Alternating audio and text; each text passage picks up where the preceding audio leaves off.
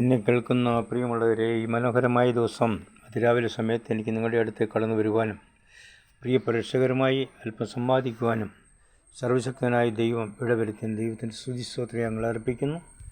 നമ്മൾ പലപ്പോഴും കാണുകയാണ്, അമ്പലങ്ങളുടെ, പള്ളികളുടെ, അല്ലെ മോസ്കിൻ്റെയൊക്കെ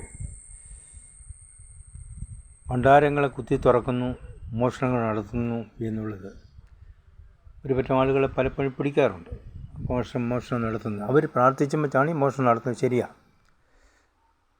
എന്നാൽ നമ്മൾ മനസ്സിലാക്കേണ്ട ഒരു കാര്യം, ഈ പാവങ്ങൾ ഒരു നേരത്തെ ആഹാരത്തിനോ ഒരിറ്റ് വെള്ളത്തിനോ വേണ്ടി ഈ പള്ളിക്കാരുടെ അടുത്ത് ചെന്നാൽ അവർ എന്തോ ചെയ്യുന്നുണ്ടോ എന്നുള്ളത് മനസ്സിലാക്കണം.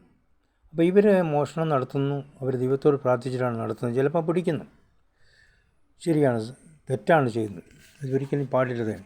എന്നാൽ ഇതല്ലാതെ മോഷണം നടത്തുന്ന ഭക്തന്മാരായ ആളുകളുണ്ട്, അത് നമ്മൾ മനസ്സിലാക്കണം.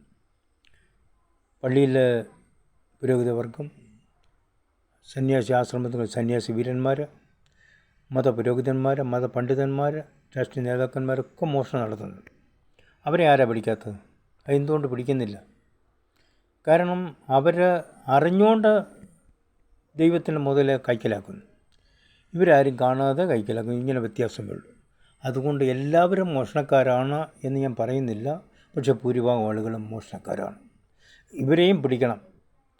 ഈ ഭണ്ഡാരം കുത്തി തുറക്കുന്നവരെ മാത്രം പിടിച്ചാൽ പോരാ, ഭണ്ഡാരം നിൽസ്ഥിതി ചെയ്യുന്ന ദേവാലയം ഏതുമായിക്കോട്ടെ അതിലെ കണക്ക് തെറ്റിച്ച് പിടിക്കുന്നവരെ പിടിക്കണം എന്നുള്ളതാണ് എനിക്ക് പറയാനുള്ളത്.